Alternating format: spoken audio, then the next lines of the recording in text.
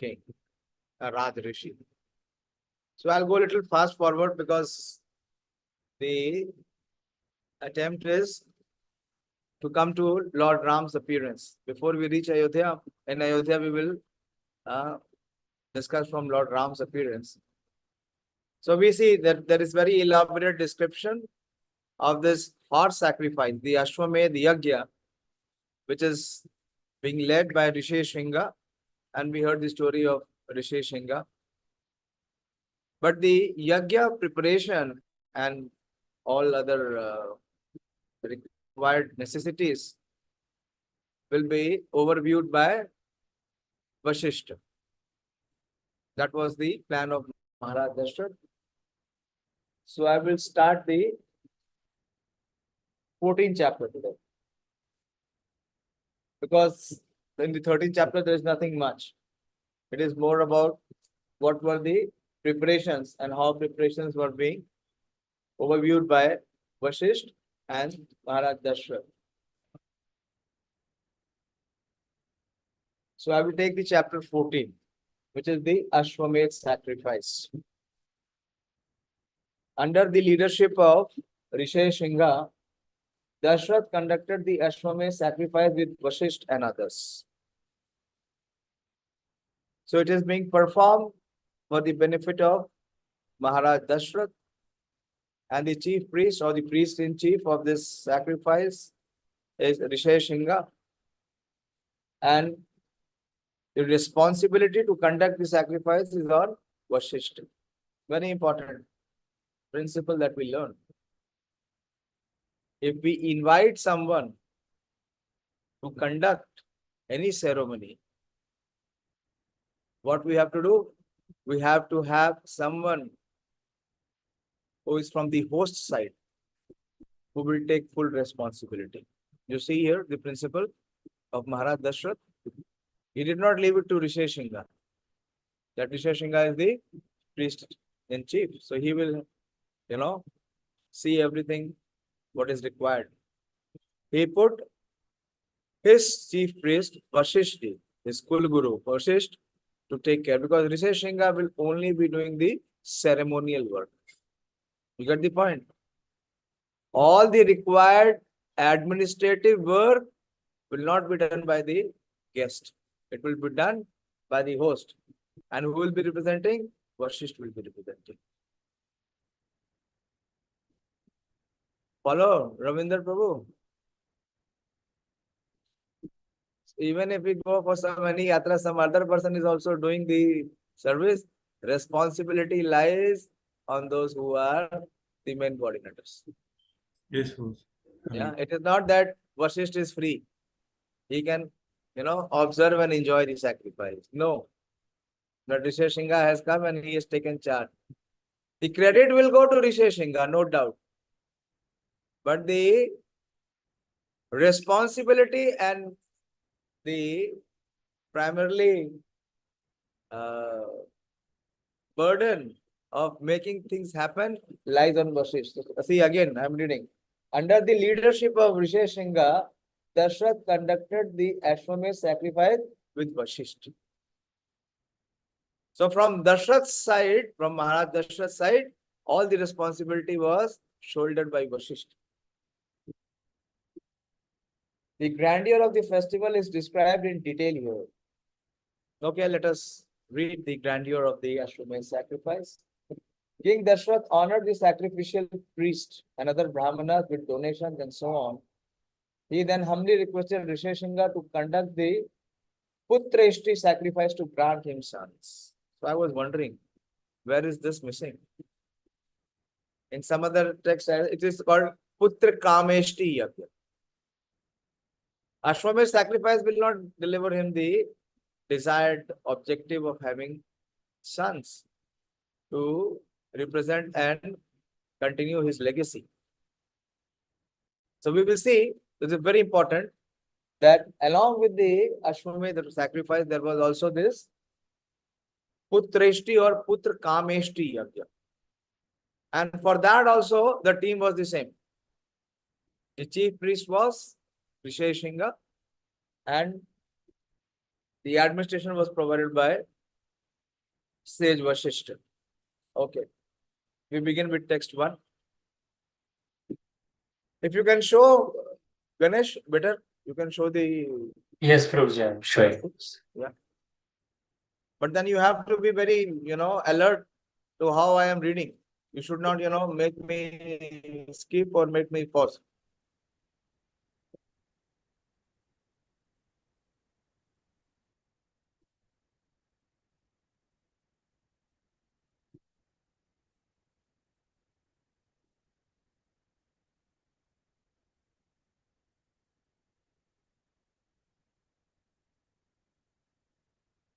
Okay.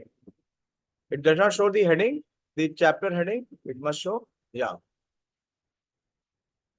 So this is BΑLA-KÀDম্. This is the first section or the first canto.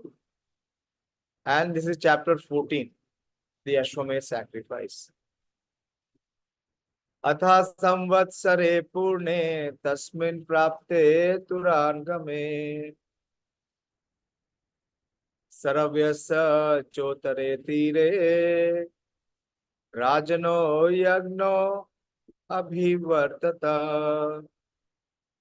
So it is saṁvatsara. Wait. Yeah.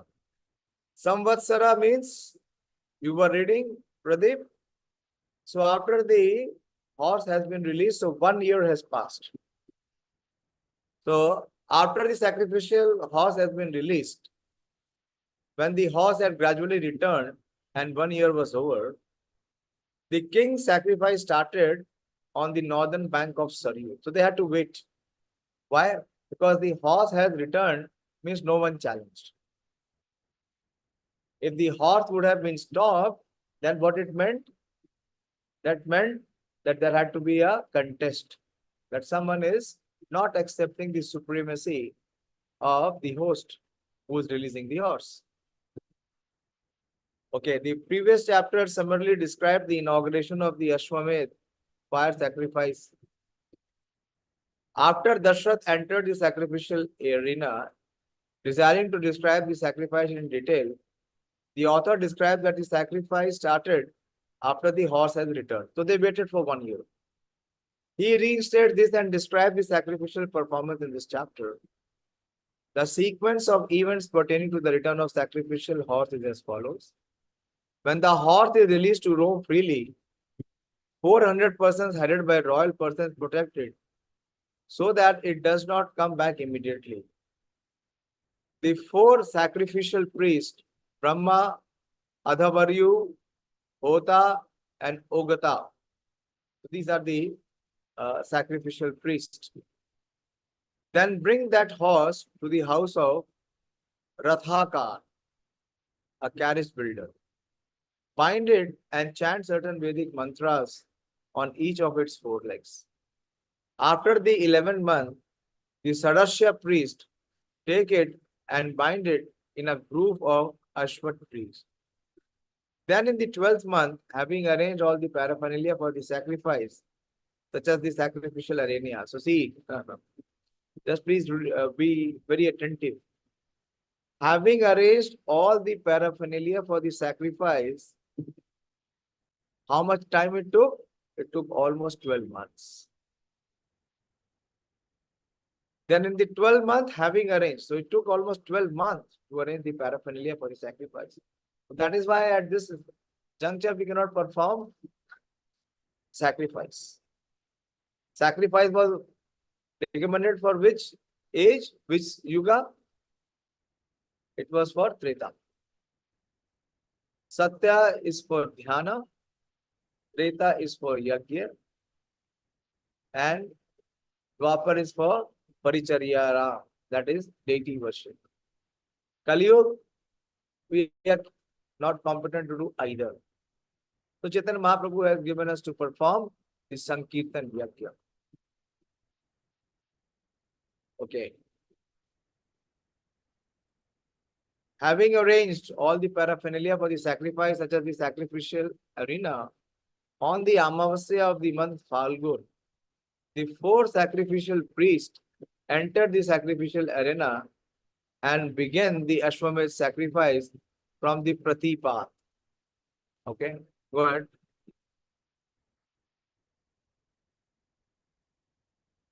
Risheshangam Puraskritya Karma Chakrur Rishbha Aśvamedhe Mahayagne Rājño Asya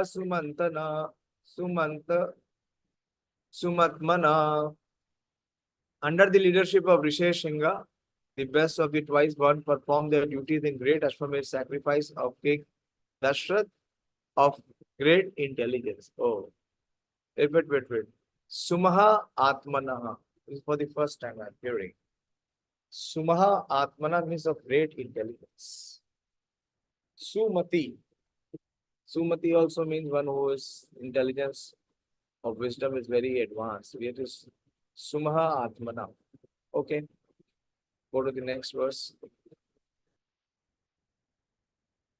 Karma kurvanti vidivat yajñaḥ paraga yatha vidhi yatha nyayam parikramanti shastrata. The sacrificial priest who had achieved the proper understanding of the import of the Vedas performed their duties as enjoined in the Veda. The Mimamsa and the Kalpa Sutra scriptures in the right sequence. Of course, they were very expert personalities, very skilled in performing all these sacrifices. So they did it exactly as per the scriptural evidence and the prescription. Next.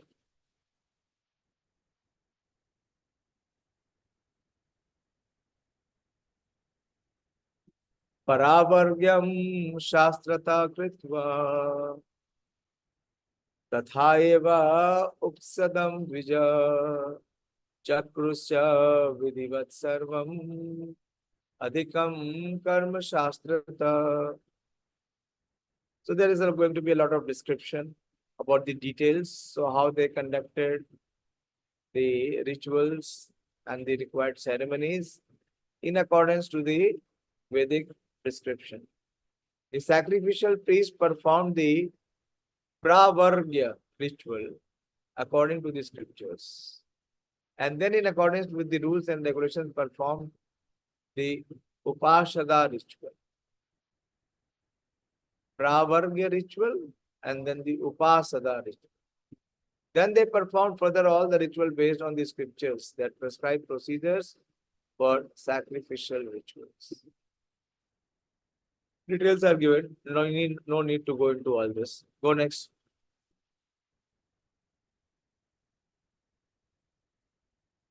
Abhipujya tato hishta sarve chakrur yatha vidhi pratah savana purvani karmani muni pangava.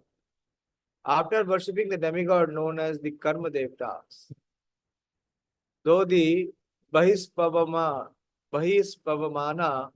and similar hymns at the end of Pravargya and Upasad rituals, all of the excellent sages happily executed the morning, afternoon, and evening rituals, offering of Soma according to the scriptural regulation.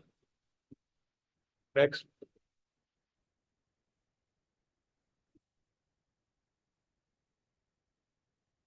Indra cha vidivattatta raja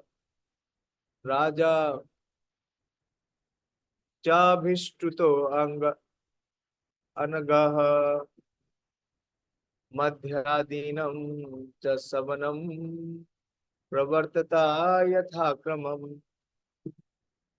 Soma was offered to Indra as per the regulations, and the sinless king of Som was glorified. The afternoon ritual or offering Soma was also conducted in the prescribed order. Okay, go next. So these are all the procedures. Titiya savanam cheva rājño asya sumahatmana chakruste shastrato drishtva tatha brahmana pungava. Then, observing the scriptural injunctions, the best of the Brahmanas perform the third Soma offering and very great for the very greatly intelligent king. Go to the next.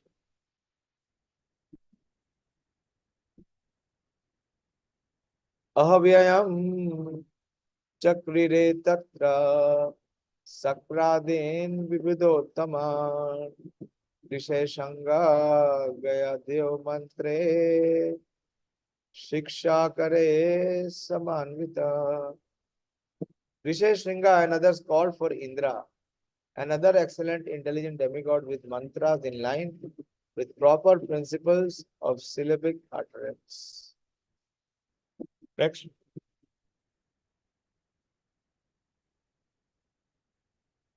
Gītibhi madhure snigdhe mantra yathartah ataro dadur avyaho avirbogan divasakam. With the appropriate sweet, melodious and mantric songs of invitation, the priest offered the oblation, calling the residents of heaven. Next.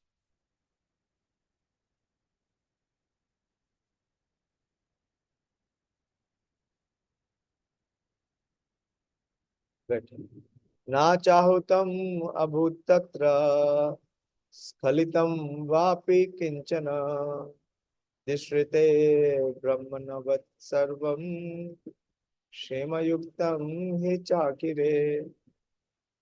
No oblation was ever offered by mistake. Everything in the sacrificial performance appeared perfect, like the mantra recitations. They performed everything without facing any obstacle. So this is the expertise of those who were conducting. They were so very well trained in all these ceremonies that there was no question of any mistake being offered. This is an indication of the ceremonial offering of grains and other aspects of horse sacrifice. Because these procedures are several fold, there is possibility of mistake in this regard. And so it is imperative to mention that this sacrifice did not have any mistake. Go next. Nateshu ahahashu shranto vashudhito vapi drishyate navidvan brahmanastatra na asata anuchara tatha. During the day, when the sacrifice were performed, there was none to be seen exhausted due to thirst or hunger. No unscholarly brahmanas or without at least 100 followers each. Okay, they gave the purport with one Goran Prabhu is giving the purport. The prosperity of distribution of grain, annadan, on that occasion is next described in 8 verses. Even though when soma is procured, the food offered in sacrifice, yajña anna, is not meant to be consumed. Still, by the impact of Vashisht on all ingredients, it was not faulty. Next. Brahmana bhunjate nityam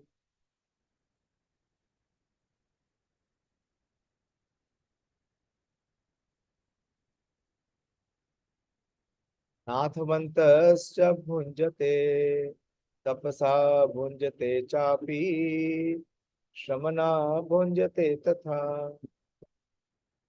The Brahmanas ate daily. Kshatriya, Vaishya, Shudras and others ate. Ascetics ate and the renunciate ate. So that was the distribution of food in the sacrificial area. So much profuse prasad was distributed. Vriddhasya vadhitasya Śrī Vālas cha Anisham bhunjamanana Natriptur upalabhyate. So did the elderly, the diseased women and children. Although they ate daily, the sponsor was not satiated. So profusely there was shadam distribution. But the regulatory thing. Diyatam annam vashamsi vividhani cha iti sanchoditastatra tatha chakra anekasa. Give food, give variety of clothes. Diyatam annam. Annam is food. And vasamsi jinani yatha vihara. As the living entity gives up the old cloth and takes up a new cloth. So the Sanskrit there used is vasamsi. So give food, give variety of clothes. Diyatam is to give. What? Annam means the food and vasamsi means the cloth. And this is the vivadhanicha, variety of many options were there. Ordered so, they gave up out in plenty. Next line, next. Annakuta bhavo drishyante parvato pamaha divase tarta siddhasya vidhivattatha. Several mountain-like piles of cooked foodstuffs of 4 kinds. Foods that are eaten, chewed, licked up, and sung. Chaturvidhashi Bhagavat Prasada. So why prasad is 4 types here? Food that are eaten, that are chewed, licked up, and sucked. But notice that every single day cooked in accordance with the regulations for cooking. Okay, go to the next. So all these details are there. I mean, there will be so many details that what all the arrangements were made. It's a long chapter. It has 61 verses. And we are on which verse? 12, 13, 16 verse. 56 verses or more there. So I have already given the overview of what this chapter is. And what will happen is the putreshti yajña or the putra kameshti yajña will be performed.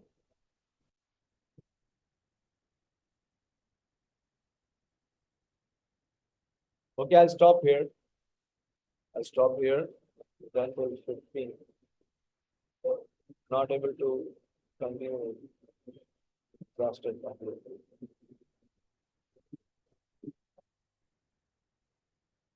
So I will select. If I get time tomorrow, I will see what are the important verses that we will take. Because, this is the first canto, first volume. Can you see the book? Not visible?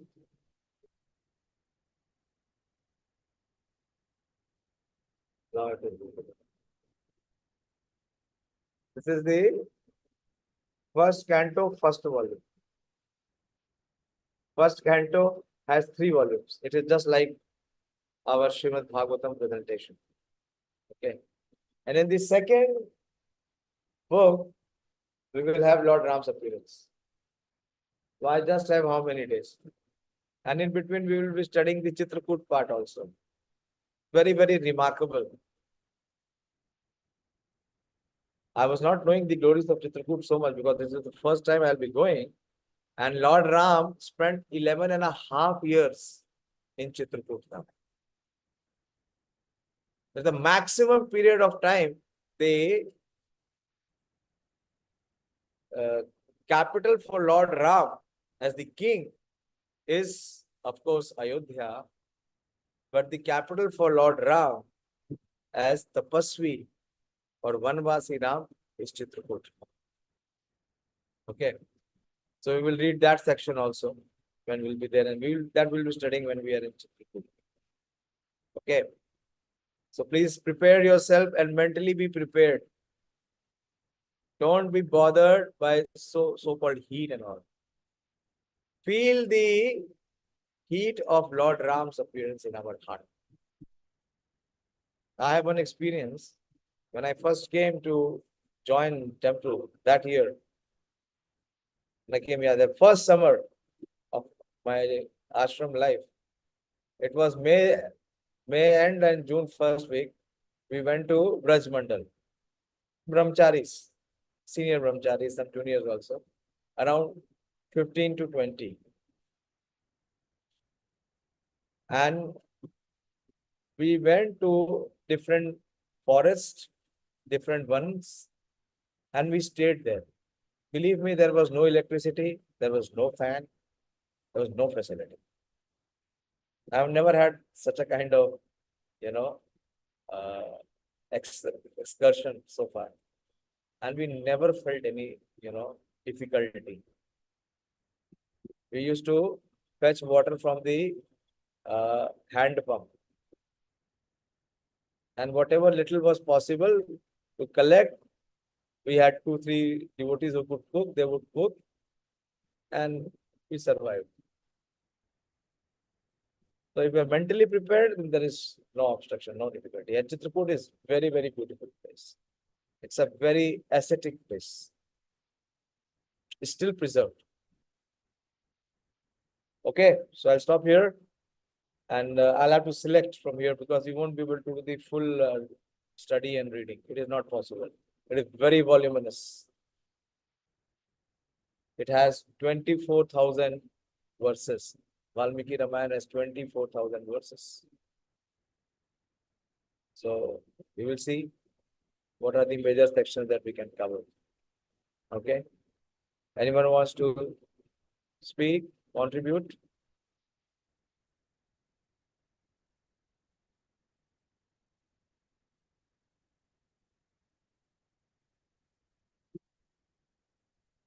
Start preparing. There are only few days left. Friday we will be traveling. Today, Monday is already over. Please arrange your devotee, dress. Get them very properly cleaned. At least have 3 to 4 sets, minimum 3. We will be staying at least for 3 nights outside.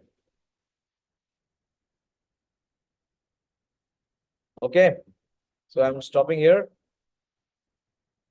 Please tune in. Please share this link, Ganesh Prabhu. So whoever wants to tune and read and absorb himself, so he has the opportunity. Hare Krishna. Śrī Vālmīki Rāmāyaṇa ki jai. Śrī Prabhupada ki jai.